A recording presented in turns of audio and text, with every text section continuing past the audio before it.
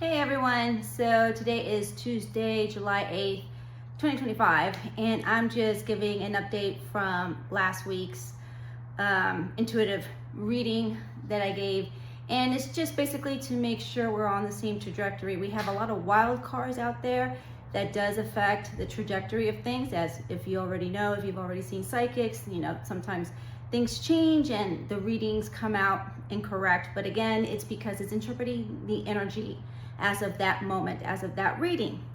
So based on last week, I did give a timeline for the Trump administration, when it's going to go down, which is going to be about September, October.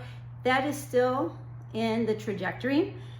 And I wanted to cover some other things as well as they are developing and how that affects the trajectory still. So I'll make this as fast as possible.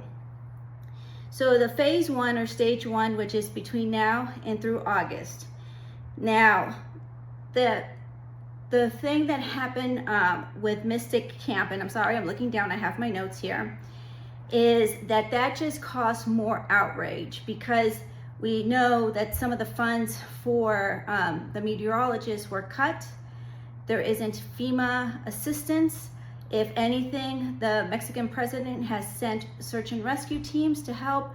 HEB, which is a major supermarket chain, has their own disaster recovery department where they hire nurses and paramedics and things of that nature. They're on the call, but yet, and local volunteers, but yet nothing is happening from the Trump administration, and that's causing a major outrage, because now it's not, it's children, summer camps, people missing because of this unfortunate event of these floodings that are occurring.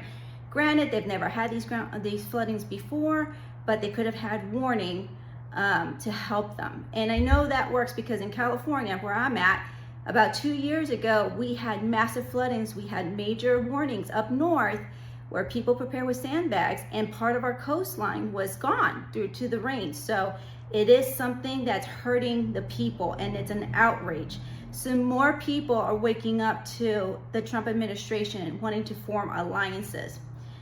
And it just shows that the Trump administration has no regard to life, no regard to children, no regard to how to spend taxpayer money. While this is going on and there should be more assistance in Texas, instead, Trump is sending out the troops, Marines, ICE, National Guard, to an empty park in LA, where all it had at the park was just grass and children at summer camps, a few passerbyers, and homeless people.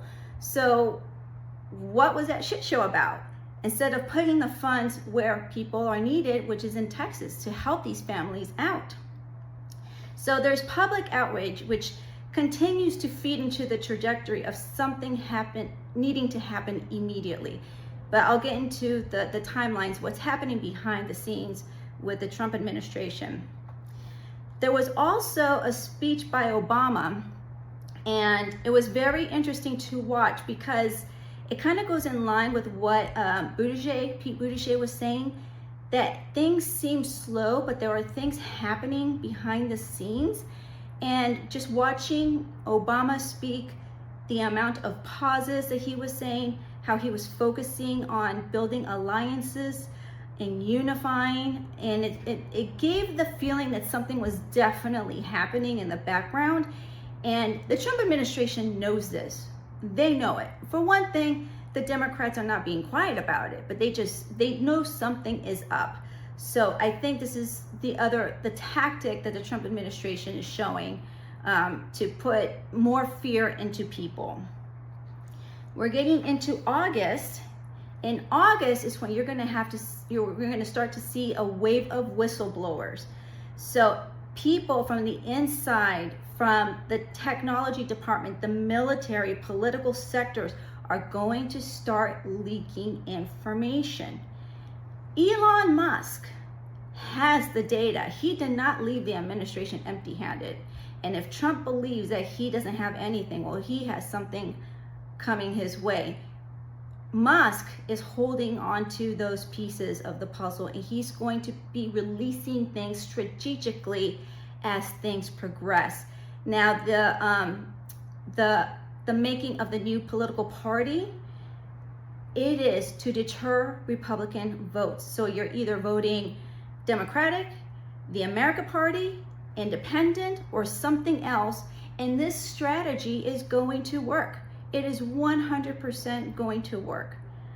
So that's why he's holding on to the data that he has. So more to come from him. Just, I know they're going on a boyfriend-girlfriend, tweeting range, or X, whatever that platform is called, but he does have the intel, and he's just waiting. Now, he is also responsible for a lot of things that are happening, a lot of the cuts that happen, so he has a lot weighing on him.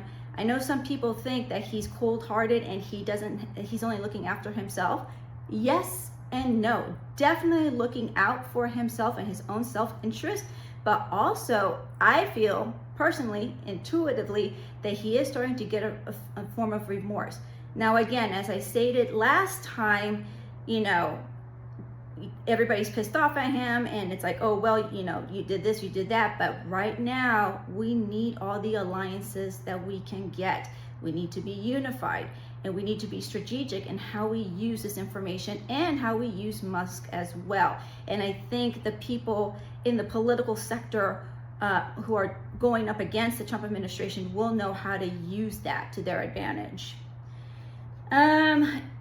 Between now and October, the Epstein files, we must be completely stupid and have some sort of Mandela effect, because all of a sudden the Epstein files don't exist. Nobody's on the list. Nobody knows anything about it. Although there's hundreds of pictures, there's video. Pam Bondi said it was on her desk. And Elon Musk says he's on the list, and we all know he's on the list. We know that he's a pedophile. We know that he's a rapist. So there's going to be a lot of back and forth, but it's coming out, and this is causing more mistrust with the American people, which again is keeping us in that trajectory for his downfall between September and October. Now, when I say downfall, I mean that things start moving in September, and then either late September or through October, we're going to see the removal. We've also been noticing, and it's also very apparent, that Trump's mental state is in question. And it's going to continue to get worse. He just cannot handle the backlash. What's going to hit him the hardest, and I honestly think he didn't know what's in that bill, because he's not that smart, but everything is going to backlash at him, and he's going to be scrambling. Watch, he's going to be blaming everybody under the roof, under the sun, that it wasn't his fault, it was his people, because he doesn't know how to take accountability. That's coming up. Again, later between September and October, his mental state is cuckoo.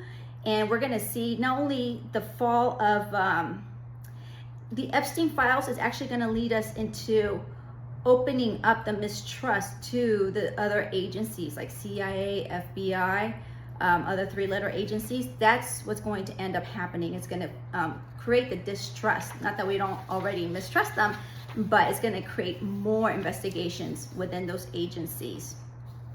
All right, stage 2, the breaking point. This is between September and October. This is the Trump removal, the public fall. So the government infrastructure, meaning his administration, is going to start to break. You're going to see, this is in conjunction with the whistleblowers. They're not going to know what to do, where it's coming from. It's going to be fast and furious. They will not be able to know how to control. People going to be being caught in lies. They're already being caught in lies. JD Vance is being caught in lies. Pam Bondi is being forced into lies. Everybody's is lying. And the Epstein files is going to expose those on the Republican side and the Democrats too, the corporate Democrats. But at the end of the day, we need to start removing the red against the blue. This is a war against humanity, consciousness, spiritual warfare. So there's no more red and blue. It just happens to be on what side they're on. It's now about humanity. So keep in mind that Trump is not going to be removed through traditional methods as we know. As a matter of fact, I think the Simpsons creator, or I'm sorry, the writer said something was going to be spectacular. So it's going to be something that we've never seen before. It's not something that's it's documented, whether it's like an impeachment or people rush into the office and just like, you know, bring him down and stuff like that. Forcibly. No, it's going to be completely different, something that's never been experienced, something brand new, but we will all see it happen. Now, when I was talking about the trajectory changing, there is a huge wild card out there, which is Iran. We don't know what they're planning on doing. Right now, there's across the globe, we might be right now focusing on the US, but across the globe, there is lots of stuff happening. There are protests rising. People are wanting to get rid of their governments as well.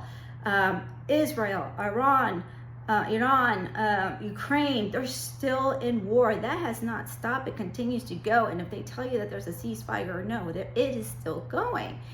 And Iran is a wild card because they don't act impulsively. If you look at their resume in the Middle East, their resume is war, you know, since ancient times. So they are strategic and they are patient. So we don't know what's to come, how that's going to pan out. I still feel we're probably going to have something within stage 2 between August and September of a retaliation, but that's still a wild card. The other wild card too is how all the other countries are going to be dealing with their protests and how that affects them economically, because all of this has a global economical impact. So we need to keep that into account. And then the other thing, the major thing, and I said this last time, is we are having crazy weather, flooding. There's going to be earthquakes, tsunamis, winds, you name it. And the only thing I can ask of you is that to be prepared for power outages, at least power outages, have food and water available in the event that you are caught up in one of these situations where you're just stuck with torrential rains. China has been inundated with rains and everything is flooding, and it's something that they haven't encountered for I don't know how long, and they weren't planning for it. So be prepared, always be prepared, because when things start to heat up, because they're heating up now, there's also going to be revolts. And I said this last time, I hope there is, and I hope we're smarter than revolting and going towards, you know, civil unrest. You know, we have to keep faith. We have to be civil. We cannot feed into these people. They want to see us afraid. They want to see us run away and lock ourselves behind the door, not to come out. No, we need to show them otherwise. We need to show that we're out. We're doing business as usual, even though the circumstances are just sickening and sad, but we need to keep going. It's all about the mindset, no fear. And just like I keep on saying, using Neville Goddard techniques, envision the end. Don't worry about how Trump is going to go down, how his administration is going to go down. Just keep on focusing on having peace here in the US, peace in the world, and we just start brand new, fresh slate, where we, the people, come up with a new system or a revised system. I don't know how that's going to look like, but it is going to be a brand new beginning for all of us. But we have to do our part by being smart. We need to be calm, and we need to just be responsive, not reactive. I understand that sometimes you have to be reactive. I get it, for people trying to save others from being picked up from ICE. I respect that completely, but at the end of the day, fear, these guys are parasites. These are energetic parasites. They are beyond energy vampires. And you have to understand that as our consciousness rises, our light rises, so does the dark. The dark has to rise. Okay, you're not going to see, experienced Jedis fighting stormtroopers. You're going to leave the stormtroopers to the newbies, the new Jedis, right? In the regular galactic people. But we are dealing with like the Darth Maul. Yes, I know I sound geeky, but that's really what we're doing. We are fighting. Every single one of us has a role in how we play our part in this process. So we need to be smart about it.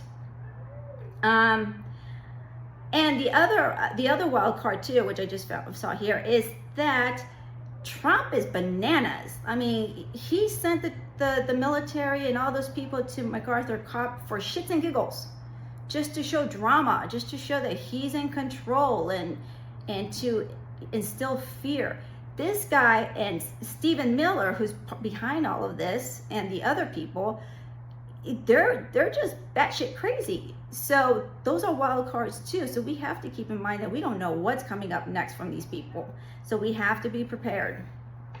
So the other thing too is, I think I covered it all, that we need to stay strong. We need to be prepared, at least for outages. Just have, I think they say 36 hours worth of food and water, some sort of like solar powered something, batteries, that hand cranked battery thing. I'm not trying to instill fear or anything. I'm just saying be prepared, because if anything, the whole world is going to go through weather changes. Mother Gaia is calibrating. We are rebirthing with her. So as she's rebirthing, she's shaking things up, and we need to respect that. So, and you want to go with the flow. You don't want to be resisting. Like they say, when you're caught in a riptide, you swim parallel to the water, or just relax, or whatever. That's basically the concept. Just be prepared, be united. We are one nation under God, indivisible, and we're going to remain that way. And keep it going, keep the trajectory on point, keep living in the end, and keep on, envisioning that the Trump regime goes down.